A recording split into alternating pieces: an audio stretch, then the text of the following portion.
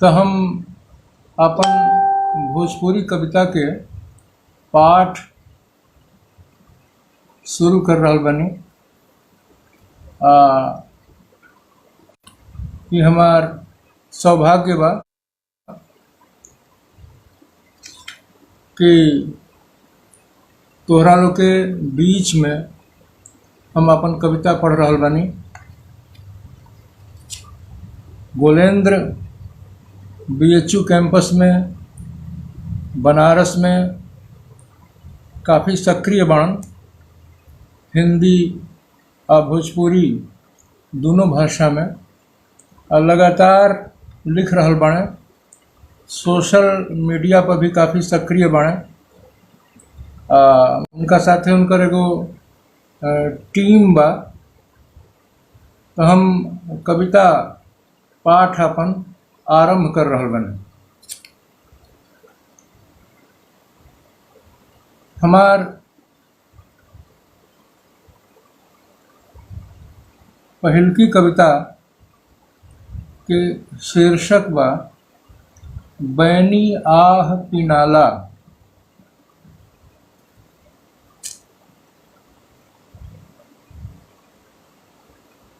प्यार के रंग कैसन होला, का खूब गाढ़ लाल ओढ़हुल के फूल नियर,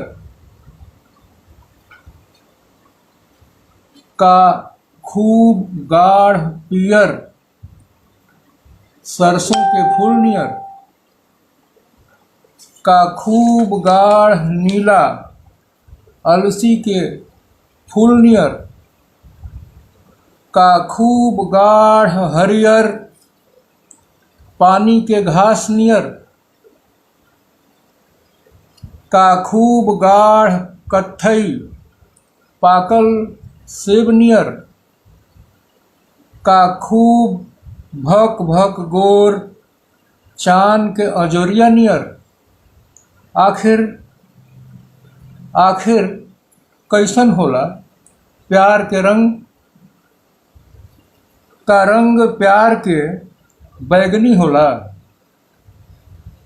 आसमानी होला, नारंगी होला, का प्यार के रंग में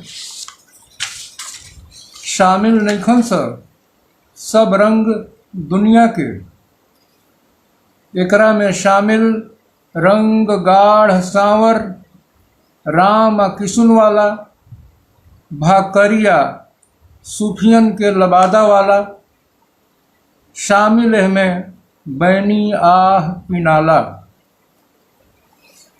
असल में बैनी आह पिनाला कविता के शीर्षक रहे, जौन की 7 गो जौन रंग होला ओकरा प्रथम अक्षर से मिला के बनल बा।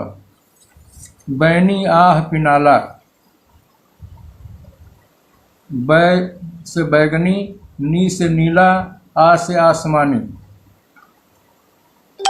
ह से हरा, पी से पीला, ना से नारंगी, ला से लाल। तो ये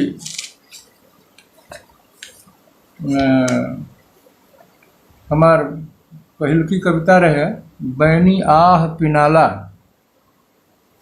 अब एगो कविता बा ई का ह।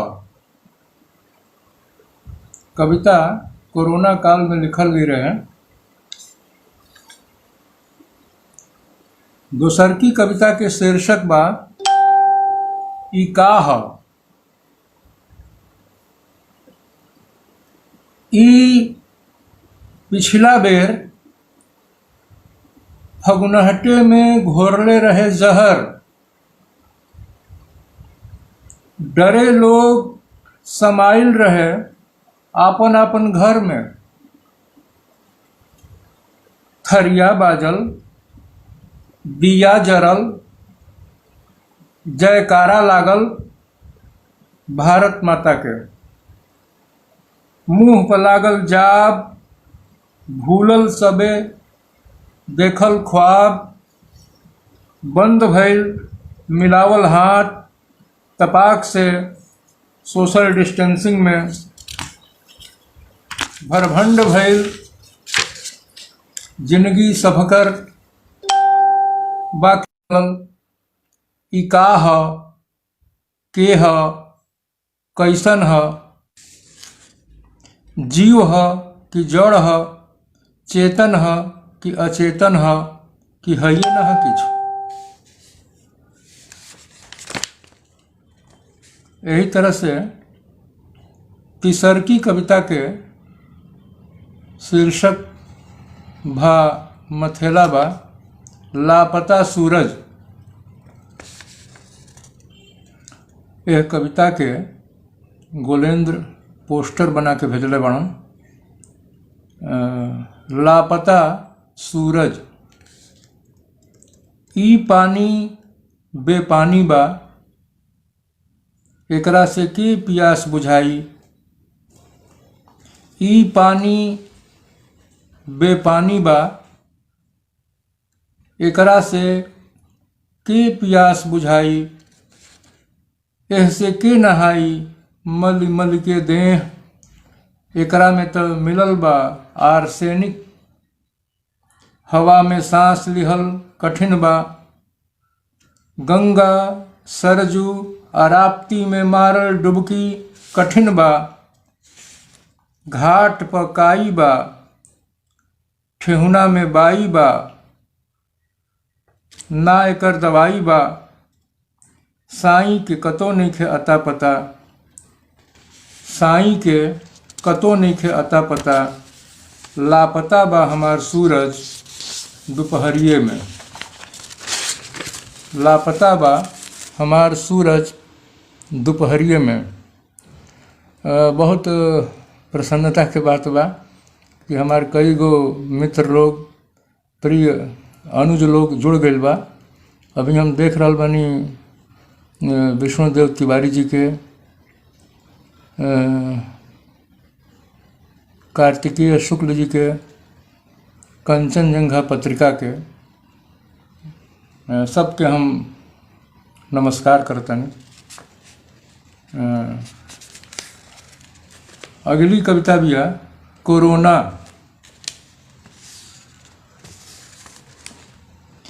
रंग के खेली, गुलाल के लगाई, अबीर के उड़ाई, हाथ के मिलाई, गला से के मिली। सगरो त समाइल बा ससुरा, कहर आ डर बन के कोरोना। यही तरह से एक और कविता बिया केवना डाढ़ी पर कोयलर। ये कविता अभी यही साल मार्च के अंक में साहित्य सरिता में प्रकाशित भइल बा। केवना डाढ़ी पर कोयलर। अजय जी नमस्कार।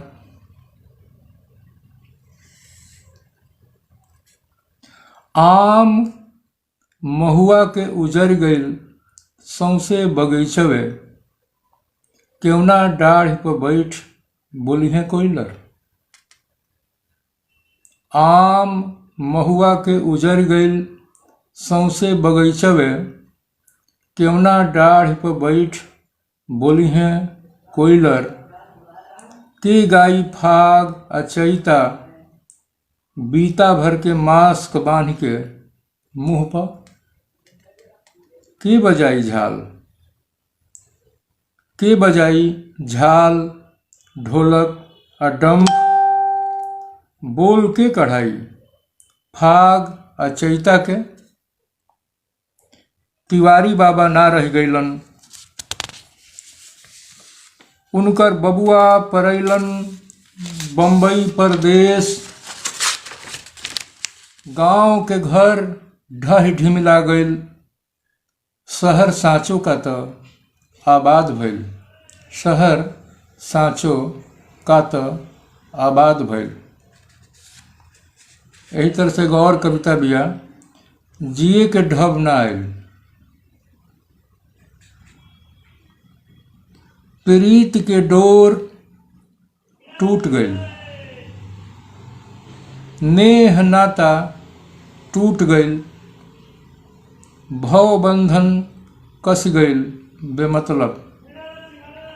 एहू उम्र में ना आयल जिए के ढब, एहू उम्र में ना आयल जिए के ढब। कांचे रोटी खा लिहल गब गब, पचे त पचाव न त मुँह मराव।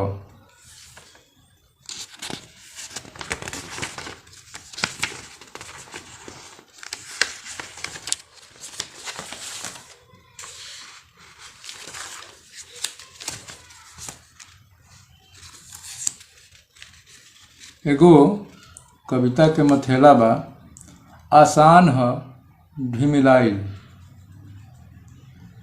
आग धरी एगो कोना में आ धधके लागी सौंसे घर। कनक जी नमस्कार।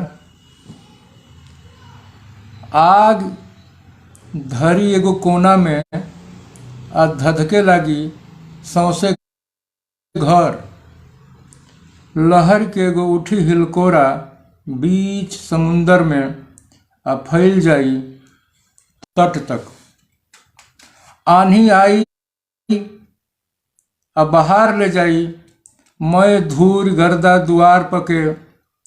एगो ईंट खिसकी आ धीरे धीरे भस जाई सौंसे छेरदवाल। एगो डेग बढ़ी तो बढ़ते जाई आगे के ओर। पहाड़ पर चढ़ल कठिन है बहुते, पहाड़ पर चढ़ल कठिन है बहुते, बहुते कठिन बबुआ वो। चढ़ल ओकर चोटी पर तो सपना नियर। बाकी सबसे आसान है ढिमिलाइल ओह से। तनिको एने ओने डेग भइल आ बिचलल नजर रोक ना पाई केहू गिरे से, रोक ना पाई केहू अपना के गिरे से खाई में।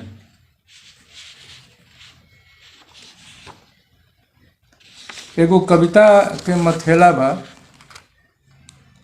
माई रहे से माइये रहे। एगो भोजपुरी लोक कथा पर ई कविता लिखाइल बा। माई रहे से माइये रहे, माई रहे से माइये रहे,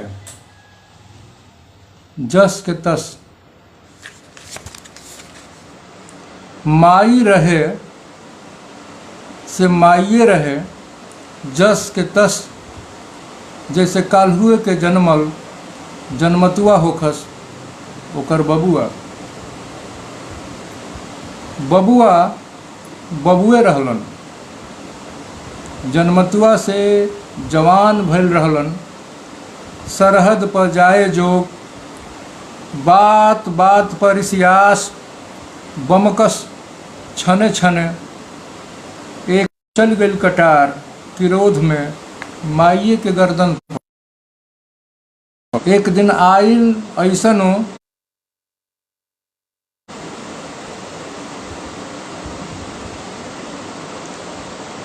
कि उनका ना अड़ाइल आ चल गइल कटार किरोध में माइये के गर्दन पर। बह चलल धार रकत के, रंगा गइल माटी आंगन के। बबुआ तो बबुए रहलन, बबुआ तो बबुए रहलन। भागे लगलन लेके माई के माटी भइल देह। आ जात जात दुआरे के सोझा पहिलकी गली में फेंका गइलन मुहकुरिए। घवाहिल भइलन, भल से चुए लागल मुंह से खून। तो माई के करजवा बोलल, भल से बहे लागल मुंह से खून। तो माई के करजवा बोलल, आह रे मोर बबुआ। चुटा गई। माई रहे से माइये रहे, जस के तस जैसे आजुए जन्मौले होखे बबुआ के, बबुआ बबुए रहलन, बबुआ बबुए रहलन। अपना के जन्मतुआ से जवान जानस। यही तरह से एक और कविता बिया, अमर फल। यह पुरानों से पुरान लोकगीत के आदिम धुन में अबो ऐसन का बा, जौना के गुनगुनावते भगावते हमार गला भर आवेला, नीर बह जाला नैनन से।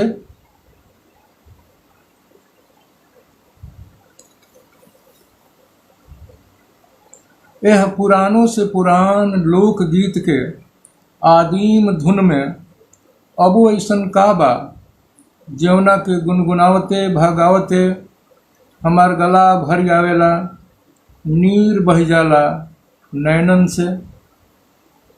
यह लोकगीत के आखिरी बंद पंगत भा शब्द तक चहुपत चहुपत भर उठीला, एगो अजगुत टटकापन से दर्द आ उदासियों में गोता लगौला के बादो।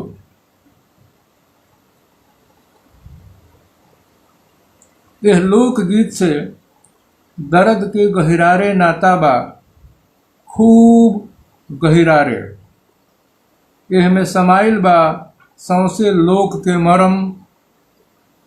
एकरा से ई नतवे त रखले बा हमरा के जिया के, एकरा से ई नतवे त रखले बा हमरा के जिया के। कराल काल के खोह से निकलले बा कक बेर, यह लोकगीत के धुनवा के सुनल उतरल बा गंगा मैया के हिलकोरा मारत अथाह पानी में। दुनिया के बढ़हन बढ़हन कवियन के कविता में समाइल बा जेवन जादू, वो एकरे त कमाल ह। चाहे भाव होखे भा भाखा भा कहन के बात, सब में इहे छवले रहेला अमर फल बन के, सब में इहे छवले रहेला अमर फल बन के।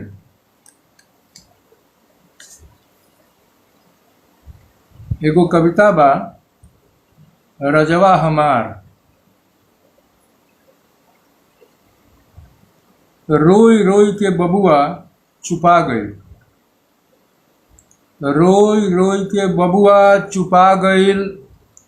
खरमेटाओं के बाद दिन भर सोन्हा गईल। लौटल सांझ बेरा घर तो मुँह बिदुराइल रहे, लौटल सांझ बेरा घर तो मुँह बिदुराइल रहे। तनिके पा के हरियरी उ फेर किछ चोन्हा गईल। जब कम रहे कोरोना तो लॉकडाउन भइल, जब कम रहे कोरोना तो लॉकडाउन भइल। बेसी फैलला पर एकरा गाँवे से सरकार महटिया गई। झूठे आवत बाई आंकड़ा टीवी न्यूज चैनलन पर, अखबारों से सच दूर अब परा गई।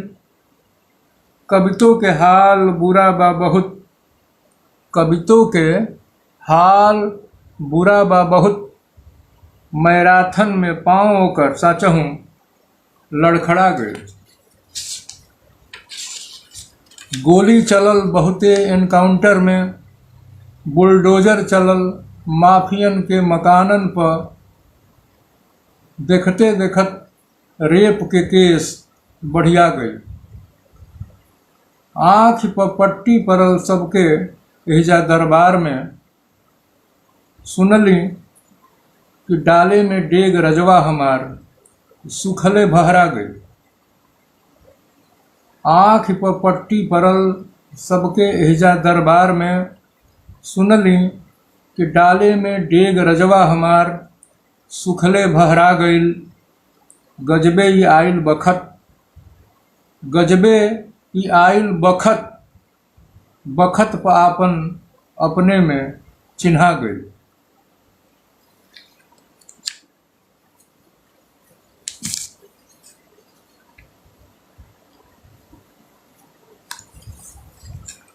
एक गो और कविता बा, ओकर मथेला बा मोर रजऊ। दोल्हा पाती ओका बोका, छुपम छुपाई चोर सिपाही, जन खेल मोर राजा पंजरी आजा तुम। दोल्हा पाती ओका बोका, छुपम छुपाई चोर सिपाही, जन खेल मोरे राजा पंजरा आजा तुम। खैह खाजा भर भर पेट सिलाओ के। सिलाओ के खाजा दानापुर के पास बनेला बिहार में, जन बड़ा मशहूर बा। दोल्हा पाती ओका बोका, छुपम छुपाई चोर सिपाही, जन खेल मोर राजा पंजरी आजा तू। पंजरी आवा। खैहा खाजा भर भर पेट सिलाओ के, काहे करंट मारेला ला ला के नवकी कनुनिया। ला ला के नवकी कनुनिया तू करंट मारेला। एगो घेरलस महामारी, कोरोना से लाचार दुनिया सारी। ऊपर से जन कर बमबारी, मोर राजा हो कि दिमाग फाटेला। टीवी पर आवेले खबरिया, सुशांत के बा भइल मडरिया। बॉलीवुड में फैलल नशा के बीमरिया, जैसे होखे महमरिया। ना धराला ना धराली एकहु खूनी मोर राजा। लोगवा पड़ल बा भरमिया में भारी हो तोहार। कबले देत रहब झांसा सधुआई मोर राजा। अब की फाटल ढोल ना मढ़ाई, अब की फाटल ढोल ना मढ़ाई। कतनो करब तू सियाई, लोगवा जान गइल बा सौंसे सचैया मोर राजा। केतनो डरवैब पुलिस से लाठी गोली चलवैब, लोगवा करबे करी जुटान होई उलगुलान मोर राजा। चरम प बा महंगाई, चरम प बा महंगाई। चरमे प रोजगारों के छिनाई। देशवा डूबल जात बा, साचो डूबल जात बा रसातल में। हे हो मोर राजा।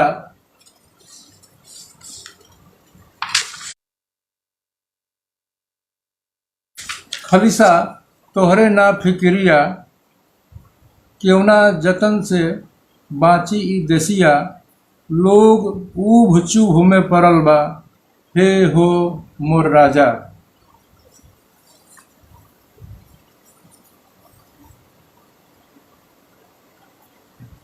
जनेश्वर जी नमस्कार।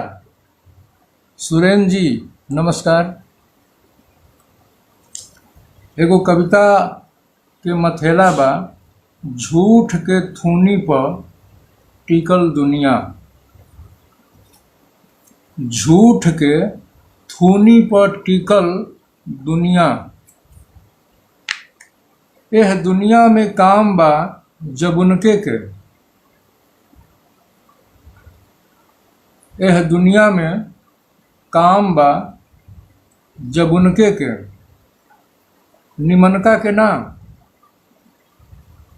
यही से निमनका लोग ना रह पावे ढेर दिन ले एह दुनिया में।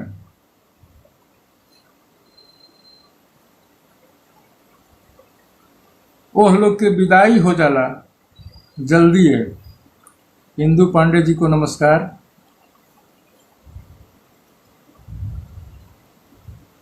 ऊ लोग ना बना पावेला केवनो बेढब तालमेल। अझुराइल गोला बनल रह जाले जिंदगी कांच सूत के।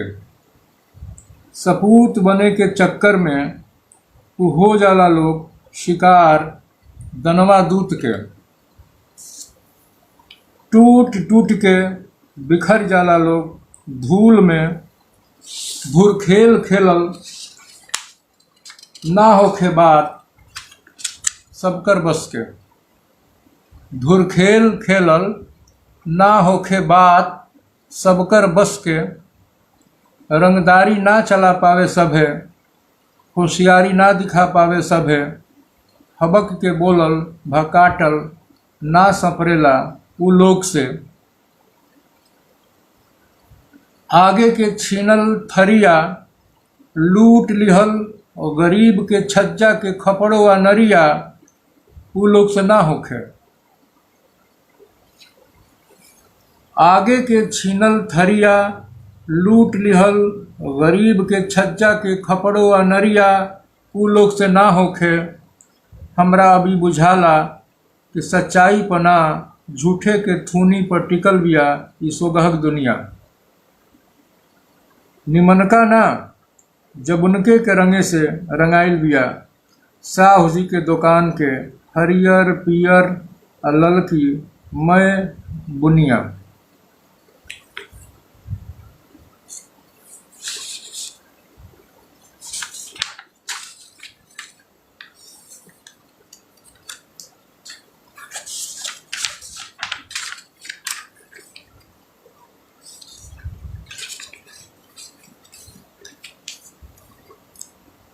गोलेन जी अगर कविता पाठ सुन रहल बनी तो बताई कि क मिनट हो गई।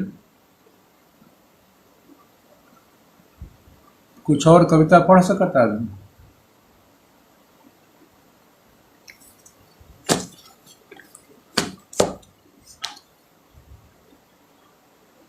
गोलेंद्र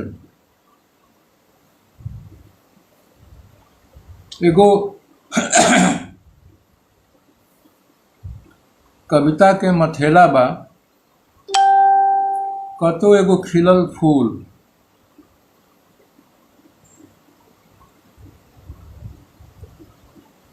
जबले डलला सेनुर मांग में अगिया गईलू वही घड़ी से। कबो ना सुतली भर नींद सुख उधिया गईल पीपर के सूखल पात नियर। जबले डोली में बैठ के विदा भैली नैहर से छछनत बा परान एक आजुर पानी बिन। सपनों में लौकत नइखे कतो एगो खिलल फूल। जबले भइल बा तोहार संग न जियते बानी न मोते बानी न हंसते बानी न रोते बानी। न तोहरा के छोड़ते बनत बा न तोहरा संगे रहते बनत बा। तोहार क्रिय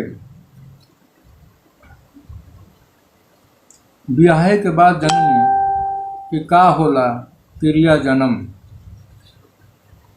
ये कविता समकालीन भोजपुरी साहित्य में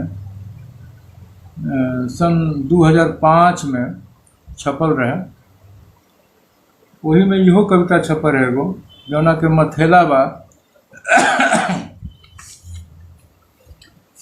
ठाढ़ बा माथ के बल।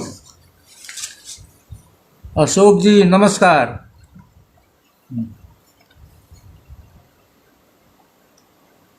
एगो कविता के मथेला बा ठाढ़ बा माथ के बल।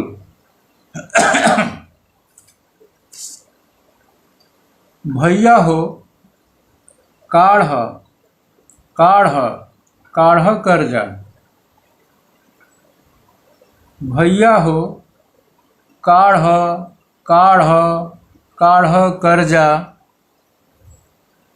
खरीद कार, ल मोबाइल, बनाओ बंगला कोठी राजधानी में, कर ब्याह बेटी के शौक से, बेटा के सरकारी नौकरी खातिर द घूस। भैया हो काढ़ काढ़ काढ़ कर्जा, मनाव रोज दिवाली, जराव दियरी घियो के, अब नइखे जरूरत कि बचा के पाई पाई जमा कर बैंक में।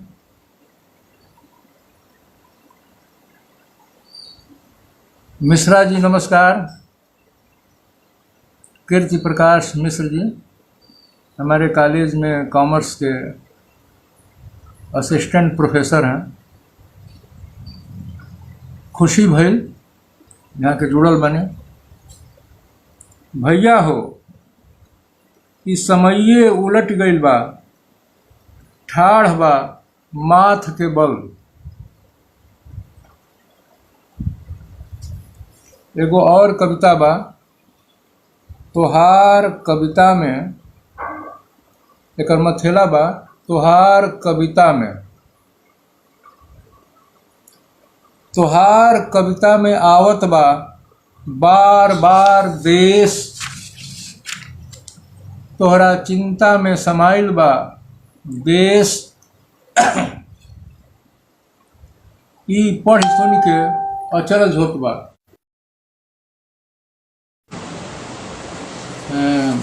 थोड़ा बाधित हो गई, एकरा हम फिर से शुरू करते हैं।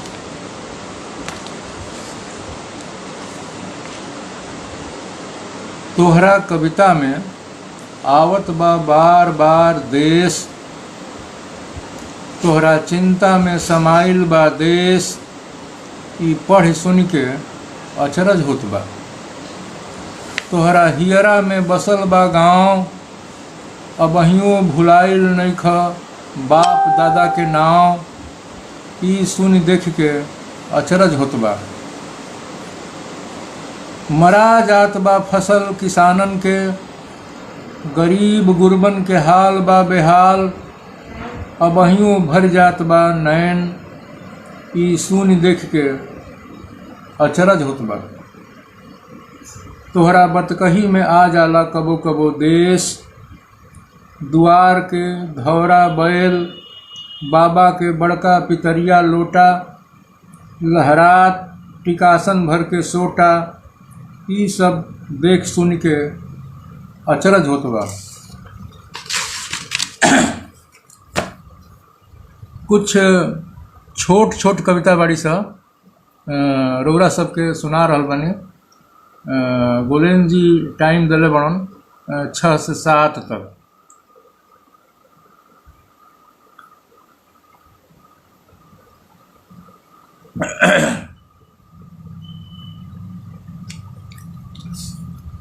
ये कविता छोट छोट हम लिखले रहे सन 2001 में। ये प्रकाशित भई रहे समकालीन भोजपुरी साहित्य में। एगो कविता बा, बाप रे बाप। बाप रे बाप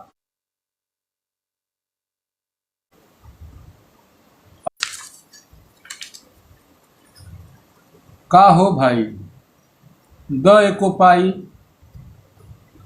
पाई तब नु दी एको पाई। ए मामा, एगो कविता के मथेला बा, ए मामा, ए मामा का हो भगिना गामा, काहे सुतल बड़ घामा। बड़बड़ो मत तोरो बुझाई, जब पहिनबे बियाह के जोड़ा जामा। रौरा, रौरा देश खातिर लड़े जानीला। रौरा देश खातिर लड़े जानीला कि खाली खा पी के बिछौना पर घुलटिए मारीला। यही तरह से एगो छोट कविता, लौरा लौरी। हमार माथ पर टोकरी, तोहार कान्ह पर धोकरी, जाने केकरा हाथ में नौकरी, आपस में होखे लौरा लौरी।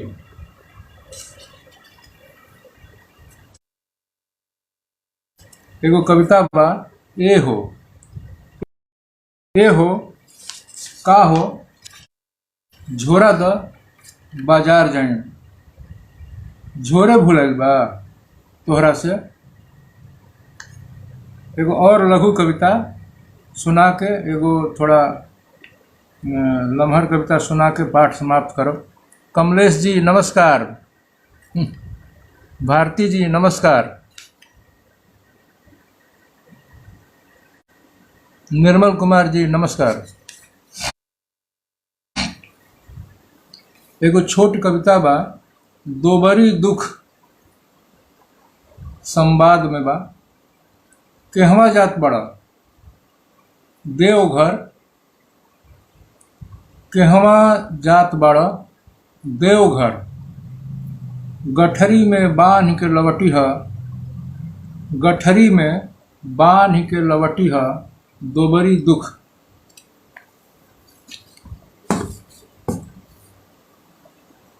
एगो और कविता सुना रहल बनी जौन की एने के लिखल बा।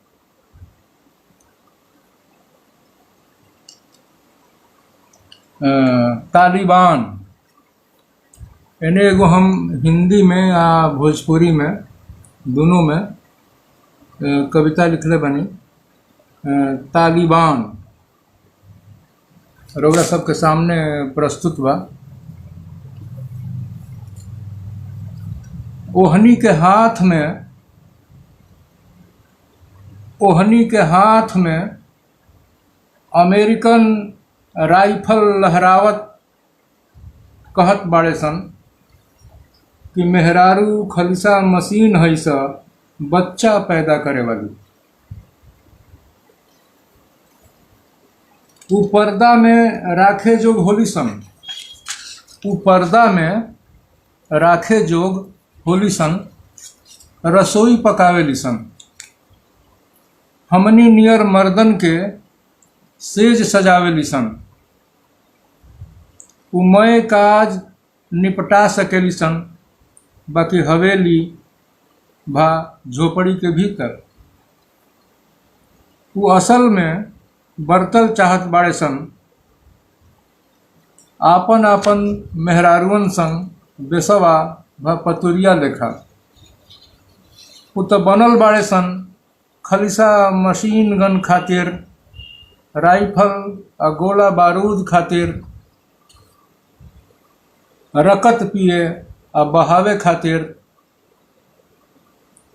इंसानों के कांच गोश्त चबावे खातिर। उ सिरजन ना बनल बाड़े सन संघार खातिर।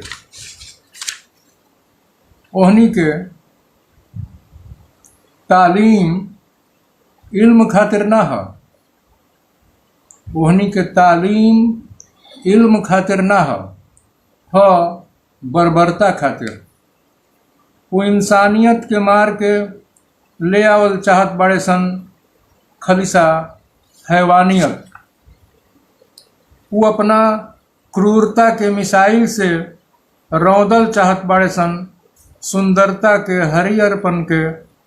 सगरो रेते रेत देखल चाहत बाड़े सन, सगरो रेते रेत देखल चाहत बाड़े सन। वो जहन्नुम में ले गल चाहत बाड़े सन सौसे इंसानी बिरादरी के। वो जहन्नुम में ले गल चाहत बाड़े सन सौसे इंसानी बिरादरी के।